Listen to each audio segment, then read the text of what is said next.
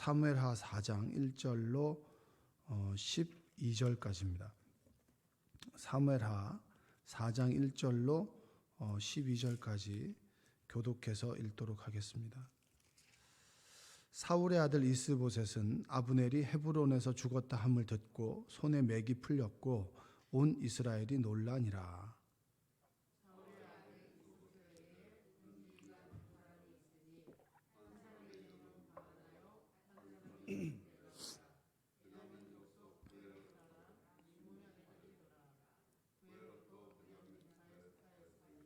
일찍이 부에롯 사람들이 깃다임으로 도망하여 오늘까지 거기에 우거함이더라.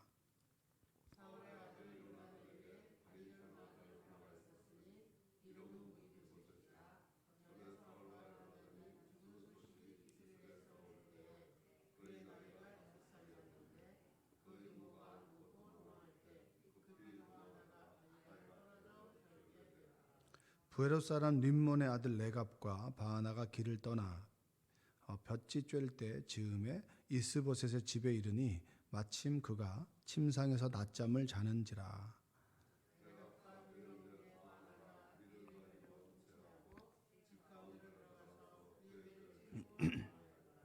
그들이 집에 들어가니 이스보셋이 침실에서 침상 위에 누워 있는지라. 그를 쳐 죽이고 목을 베어 그의 머리를 가지고 밤새도록 아라바 길로 가.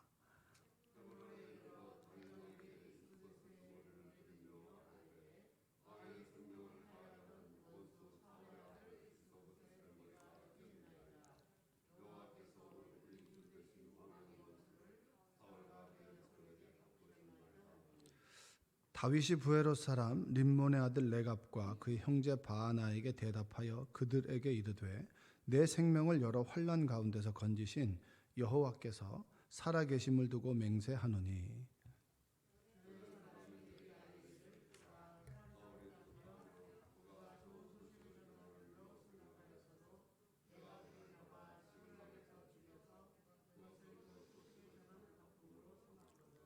하물며 악인이 의인을 그의 집 침상 위에서 죽인 것이겠느냐. 그런즉 내가 악인의 피 흘린 죄를 너희에게 갚아서 너희를 이 땅에서 없이 하지 아니하겠느냐 하고 청년들에게 명령하매 곧 그들을 죽이고 수족을 베어 헤브론 못가에 매달고 이스보셋의 머리를 가져다가 헤브론에서 아브넬의 무덤에 매장하였더라. 아멘. 오늘도 하나님의 은혜가 여러분의 삶 가운데 함께하기를 주님의 이름으로 축복합니다. 긴 시간 동안 이제 왕이 되는 그런 과정 속에 남과 북의 왕이 되기 바로 직전에 있었던 상황입니다. 우리 주변에 보면 다양한 사람들이 있죠. 그 성경에 보면은 수많은 그 군상들이 나옵니다. 그 다양한 인물들이 나오죠. 우리 주변에 있는 사람들. 그래서 그 인물들의 행동을 잘 보면 그 심리학의 교과서 같은 그런 다양한 사람들이 많이 나옵니다. 어떤 상황 속에서 충심을 다하는 사람이 있고 어떤 상황 속에서 소위 배신하는 사람도 있고 그리고 인생의 가치를 참 다양한 곳에 두는 사람도 있어요. 여러분들은 하나님을 믿고 따른다라고 하지만 때로 어떤 상황에 따라서는 나에게 유익이 되는 대로 어떨 때는 저 사람을 이제 사람을 믿고 따라가는 그런 여러 가지 상황들과 정황 가운데 우리가 살아갑니다. 그래서 오늘 보면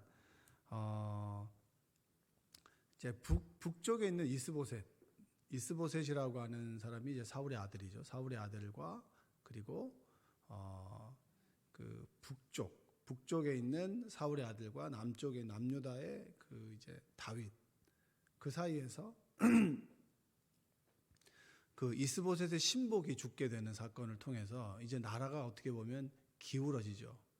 기울어지는 상태에서 이스보셋에 있는 충신들이 어떻게 행동하느냐, 그리고 그들이 다윗을 어떻게 바라보느냐, 그런 모습 속에서 위기 때 사람들이 무엇에 따라 움직이는가, 이걸 좀 볼 수가 있어요. 위기가 처해 있을 때 사람들은 어떤 가치에 따라서 행동하게 되느냐. 이게 바로 오늘 우리가 볼 포인트입니다. 사람들이 이제 자기만의 기준을 가지고 살아가죠. 여러분도 인생을 살아갈 때 여러분만의 기준이 있잖아요. 여러분들은 어떤 상황 속에서 나는 변하지 않는 가치와 원칙이 있을 수 있겠죠. 여러분 하나님을 믿기 때문에 당연히 위기와 어려움 속에서 무엇을 가치 기준을 삼아 움직입니까? 하나님의 말씀이고 하나님의 음성이잖아요. 어제 이제 우리 그 청년을 만났더니 믿음이 없는 줄 알았는데 자신이 이제 수술을 앞두고 하나님께서 자신을 만져주시는 걸 느꼈다고. 너무 두려워서 울고 있는데 나를 만져주셨다고 하나님께서. 그 느낌을 정확하게 기억하더라고요. 근데 그 청년은 그 느낌을 간직했음에도 불구하고 아직까지 믿음이 흔들리는 그런 상황이더라고요. 그래서 제가 그런 얘기를 했죠. 그런 체험을 누구나 하는 건 아닌데 그런 체험을 좀 기록하고 기억해야 된다고. 근데 그 느낌이 정확하기 때문에 늘 기억한다고. 근데 몇 월 며칠인지 아냐니까 벌써 그건 까먹은 거예요. 그러니까 몇 월 며칠 몇 시에 어떻게 했는지 그걸 기억해야 되는 거죠. 기억에 의존하는 것보다는 또 때로 그런 소중한 체험들은 기록에 의존하는 게 좋습니다. 그래서 저는 이제 뭐 했던 것들을 노트에다가 설교 노트에다가 기록해 놓은 적이 있어요. 몇 월 며칠 뭐 교통사고가 났을 때 하나님께서 너는 내 것이라 불렀다. 그때 이제 시간까지 제가 기록을 해놨거든요. 왜냐하면 잊어버릴까 봐. 우리는 늘 잊어버리기 때문에. 그러니까 아무리 중요한 가치 기준이라도 우리가 늘 새기고 그리고 기억하고 기록하지 않으면 늘 잊어버리게 되겠죠. 오늘 보면 세 가지 부류의 사람들이 나옵니다. 첫 번째는 뭐냐면 사람을 의지하며 살아가는 사람이 있어요. 누구를 의지한다고요? 여러분들도 의지하는 사람이 있죠. 여러분 주로 누구를 의지합니까? 내 남편을 의지하죠. 그렇죠? 그리고 아내 되시는 분은 누구를 의지해요? 내 주먹? 내가 너를 믿는 내 주먹을 믿겠다. 서로 이제 남편은 같이 보기 때문에 의지하죠. 그렇죠? 오늘도 사람을 의지해 살아가는 사람이 누구냐면 이스보셋입니다. 아브넬이 2인자예요. 아브넬이 힘이 있었습니다. 근데 아브넬이라고 하는 사람은 늘 이스보셋을 밑으로 깔고 보는 거예요. 왜냐하면 그러니까 이스보셋은 아브넬에게 있어서 바지 사장이거든요. 얼굴만 내세우지만 모든 실권은 누가 가지고 있었냐면 아브넬이 가지고 있었습니다. 근데 아브넬이 요압에 의해서 어떻게 되죠? 죽죠. 왜냐하면 이 아브넬이 요압의 동생 아사헬을 죽였거든요. 그러니까 요압이 항상 내가 널 죽이겠다. 근데 이 사람이 나라를 넘기겠다고 다윗에게 왔으니 다윗이 오케이 좋다. 무혈로 이제 나라가 통일되니까. 좋다라고 했는데 요압이 마음에 안 드는 거예요. 내 동생을 죽였죠. 이 사람이 오게 되면 내 2인자 자리를 뺏기게 되니까 내가 널 죽여야겠다고 죽였어요. 그리고 난 다음에 그 아브넬이 왜 다윗에게 가게 됐느냐면 사울의 후궁을 취했단 말이에요. 그러니까 내가 사울하고 동격이라고 하는 것들을 그 북쪽에 있는 그 백성들에게 이야기를 한 거예요. 내가 이 정도 힘이 있다. 그러니까 그것에 대해서 이스보셋이 문제 제기를 했을 때 아주 나를 우습게 보느냐.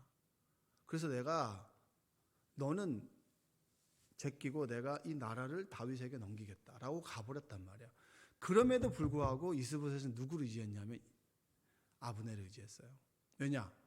그가 힘이 있었거든요. 그가 싫어도 그가 있었기 때문에 나라가 움직일 수 있었단 말이에요. 아브넬을 의지했죠. 1절 한번 볼까요? 사울의 아들 이스보셋은 아브넬이 헤브론에서 죽었다 함을 듣고 손에 맥이 풀렸고 온 이스라엘이 놀라니라. 그렇게 싫어해서 싸웠던 이스보셋이 쉽게 말하면 아브넬이 죽었는데도 그가 죽었다 함을 듣고 손에 맥이 풀렸어요. 왜냐? 나를 더 이상 지켜줄 사람이 없는 거예요. 자, 여러분들이 우리는 알게 모르게 눈에 보이는 것을 의지하게 됩니다. 남편을 의지하게 되고 그리고 또 아내를 의지하게 되죠. 이건 당연한 거죠. 어떻게 기댈 곳이 있어야 되겠죠. 그러나 의지하되 그가 나를 구원해 주진 않는다. 내 병을 고쳐주지 못하고 내 죽음의 문제를 해결해 주지 못한다. 서로 의지할 수 있는, 서로 마음을 나눌 수 있는 사이가 될지언정 그가 나를 구원할 수는 없다. 근데 이스보셋은 어쩌죠? 힘이 없으니까 늘 아브넬을 의지할 수밖에 없는 거예요.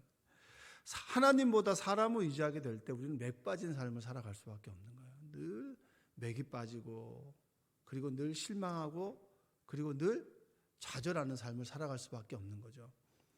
여러분들이 누구를 의지했습니까?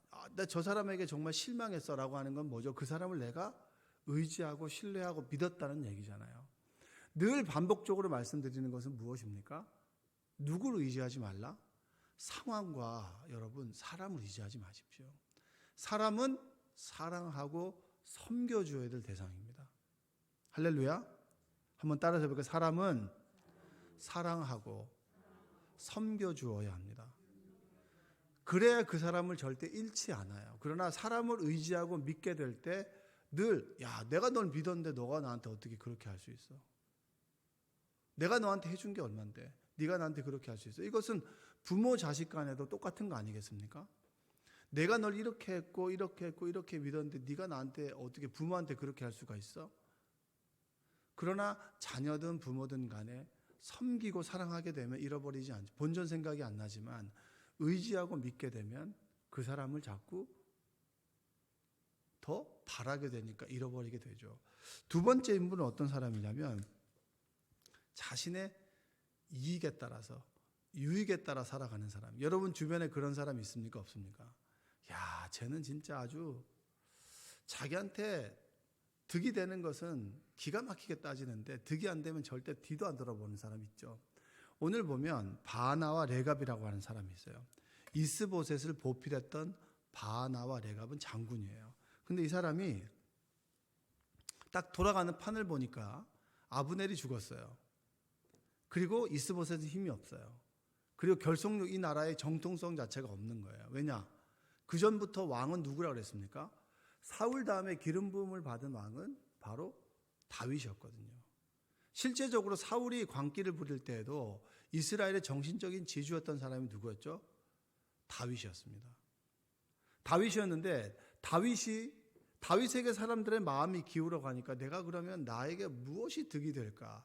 내가 어디 가야 한 자리를 차지할 수 있을까? 내가 다윗에게 가야겠다. 그러면 그냥 투항하면 될까요? 안 될까요?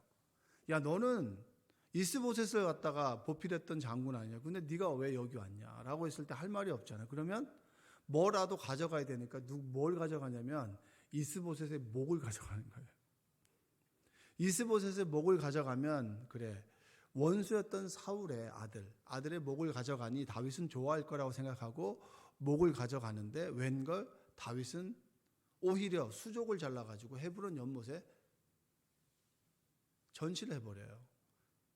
이러한 삶을 살아가는 사람은 우리나라에 합당하지 않다는 거죠. 8절 볼까요? 8절 한번 읽어보겠습니다. 헤브론에 이르러 다윗 왕에게 이스보셋의 머리를 들이며 아뢰되 왕의 생명을 해하려 하던 원수 사울의 아들 이스보셋의 머리가 여기 있나이다.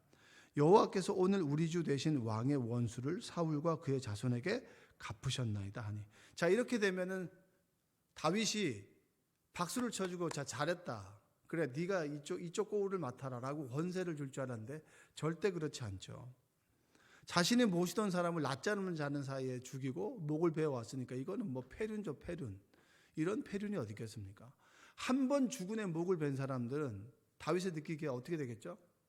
내 목도 벨 수 있겠구나라고 생각하는 거예요. 그런 사람 원하지 않는다. 10절부터 한번 읽어볼까요? 10절. 전에 사람이 내게 알리기를 보라 사울이 죽었다 하며 그가 좋은 소식을 전하는 줄로 생각하였어도 내가 그를 잡아 시글락에서 죽여서 그것을 그 소식을 전한 가품으로 삼았거든. 11절. 하물며 악인이 의인을 그의 집 침상 위에서 죽인 것이겠느냐. 그런즉 내가 악인의 피 흘린 죄를 너희에게 갚아서 너희를 이 땅에서 없이 하지 아니하겠느냐 하고 12절. 청년들에게 명령하며 곧 그들을 죽이고 수족을 베어 헤브론 목가에 매달고 이스보셋의 머리를 가져다가 헤브론에서 아브넬의 무덤에 매장하였더라. 그 이스보셋의 머리는 제대로 매장해주고 그리고 자신의 죽은 애 목을 잘라왔던 레갑과 바나는 그냥 연못에다가 수족을 잘라서 매달아놔요. 그래, 자신의 유익에 따라서 나에게 이익을 쫓아 살아가는 사람들의 마지막 모습은 어떠하냐? 이러하다는 거죠. 여러분, 하나님의 나라는 사람을 의지하거나 자신의 유익에 따라 이루어진 나라가 아니에요. 세상의 법칙이 이거 아니겠습니까? 힘 있는 사람을 의지하고 그리고 지금 정치판을 보면 그렇잖아요. 대통령이 누구냐? 여권의 실세가 누구냐, 야권의 실세가 누구냐에 따라서 그 밑에 줄을 서는 거잖아요. 사람을 의지하죠. 그리고 사람을 의지하는 사람들은 어떻게 행동합니까? 저 사람이 나에게 유익이 될까 아닐까. 그러다가 결정적으로 줄 잘못 써가지고 인생 꼬인 정치인들 있잖아요. 근데 우리도 그렇지 않습니까? 회사 같은 경우에도 지금 남편들이 다니는 조직이나 이런 데 보면 어디에 줄 서야 되나 이거 따라서 정말 머리가 아플 지경 아니겠습니까?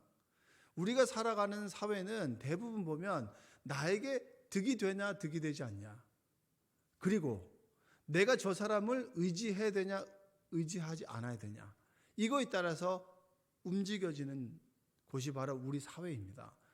그런데 다윗은 그렇지 않았어요. 하나님께서 다윗을 통해서 우리에게 보여주는 건 뭐죠? 사람을 의지하고 싶어 하지 자신의 유익을 따라 살아가는 것 당연하단 말이에요. 근데 광야 생활을 통해서 다윗이 배웠던 것이 무엇입니까? 사람 의지하면 안 된다. 요나단 의지했잖아요. 요나단 지금 어디 있죠? 하늘나라 갔잖아요. 그가 믿고 의지했던 것들이 아무것도 없었어요. 그랬을 때 그는 변하지 않는 무엇을 의지하죠? 하나님의 말씀. 변하지 않는 하나님의 말씀. 여러분들이 왜 여기 나와서 기도를 합니까? 하나님을 의지하기 때문 아닌가요? 다른 것은 변하지만 변하지 않는 것이 있으니 그것은 하나님의 말씀이다 라고 하는 것을 체험적으로 우리가 알고 있잖아요. 미래에 대한 생각을 하면 두렵고 근심이 있지만 오늘 나와 함께 계신 하나님을 생각하면 마음의 평안과 기쁨이 있다. 이것이 우리가 여기 앉아있는 이유 아니겠습니까? 그것이 더 좋기 때문에 사람을 의지도 해보고 내 유익에 따라서 움직여봤어. 그런데 어느 것이 더 좋더라? 하나님을 의지하는 것이 더 좋더라. 그렇기 때문에 여기 우리가 있는 거예요. 우린 정확하게 그걸 알거든요. 근데 그 모르는 사람이 좀 어리석은 것이죠. 하나님의 말씀을 따라 사는 사람들이 바로 다윗입니다. 그래서 11절에 보니까 악인이 의인을 그의 집 침상 위에서 죽인 것이겠느냐? 그런즉 내가 악인의 피 흘린 죄를 너희에게 갚아서 너희를 이 땅에서 없이 하지 아니하겠느냐? 이건 하나님께서 하시는 말씀 아닌가요? 너희들이 움직이는 원리가 힘에 따라 움직이지. 그러나 너희가 한 행동대로 너희는 심판을 받게 될 것이다. 왜냐? 무엇을 기준으로? 하나님의 말씀. 하나님의 말씀. 사람의 생명을 좌지우지하는 분은 누굽니까? 하나님이죠. 하물며 너희들이 섬겼던 왕이라고 하는 사람을 네가 스스로 목을 베어서 나에게 가져왔어. 너희가 한 그 행동대로 심판을 받게 될 거야. 다윗의 중심에는 하나님의 말씀이 있었습니다. 여러분, 여러분의 삶의 중심에 무엇이 있나요? 하나님의 말씀 아니겠습니까? 이 예배 가운데 이 제단에 선포되는 하나님의 말씀, 이 주의 종을 통해서 선포되는 하나님의 말씀이 여러분의 삶의 기준이 되고 오늘 살아가는 양식이 되지 않나요? 그 양식을 먹음으로 우리가 더 굳건한 반석 위에서는 믿음을 갖게 되는 것이 아니겠습니까? 수많은 사람들이 사람을 의지하고 그리고 자신의 유익에 따라 움직여도 우리는 하나님의 말씀을 믿고 살아가는 것. 어떻게 보면 여러분 우리가 신앙생활을 하는 그 순간부터 끊임없이 사람을 의지하고 싶고 저 사람에게 뭘 바라고 싶고 나에게 유익이 되는 대로 살아가는 삶에서 어느 순간 말씀을 자꾸 듣고 들음으로 우리가 어떻게 되죠? 그렇지 않구나. 사람을 의지하는 것이 아니라 사람은 사랑해야 되고 그리고 내가 하나님의 말씀을 의지해야 되는 것이구나. 결국은 뭡니까? 하나님께서 우리를 만들어 가신다는 거죠. 하나님의 말씀을 믿고 따라야만 살아갈 수 있는 사람으로 우리를 만들어 가신다. 그것이 바로 하나님의 선한 섭리요 그리고 하나님의 인도하심이다. 여러분들이 어떻게 보면 이게 당연한 말씀인데 격변의 시기 속에서 수많은 사람들이 자신의 기준을 따라 움직일 때 사람 의지하고 그리고 자신의 유익을 따라 움직이는 삶이 아니라 그런 삶에서 돌아서서 하나님께서 나에게 지금 무엇을 원하실까? 하나님께서 무엇을 기뻐하실까? 내가 이 행동 자체가, 이 삶의 모습이 하나님을 기쁘시게 하는 것인가? 아니면 나의 유익을 위한 것인가? 그것에 따라서 여러분들의 삶이 움직여지길 바랍니다.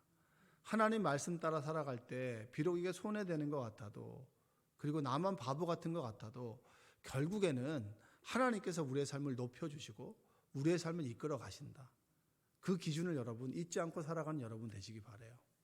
하나님께서 여러분에게 말씀을 의지하는 그 순간에 하나님께서는 어떻게 하든지 간에 우리에게 말씀하세요. 그 말씀을 쫓아 살아갈 수 있도록 분명하게 보여주시고 들려주시고 깨닫게 해주시는 그 성령의 인도하심, 함께하심과 역사를 믿고 오늘 하루 기쁨으로 살아가는 여러분 되시기를 주님의 이름으로 축원드립니다. 기도하겠습니다. 사랑과 은혜가 풍성하신 아버지 하나님 감사합니다. 늘 사람을 의지합니다. 그 사람과 함께 있으면 늘 기쁘고 좋고, 그리고 그 사람과 함께 없으면 두려울 때도 있습니다. 또 나에게 득이 되지 않고 그리고 손해가 되는 일을 했을 때는 참 내 자신이 원망스럽고, 그리고 스스로 머리를 쥐어박을 때가 얼마나 많이 있습니까? 그런 시간을 보내고 진짜 우리 삶에 중요한 것이 무엇이냐? 하나님의 말씀임을 깨닫게 하심도 감사합니다.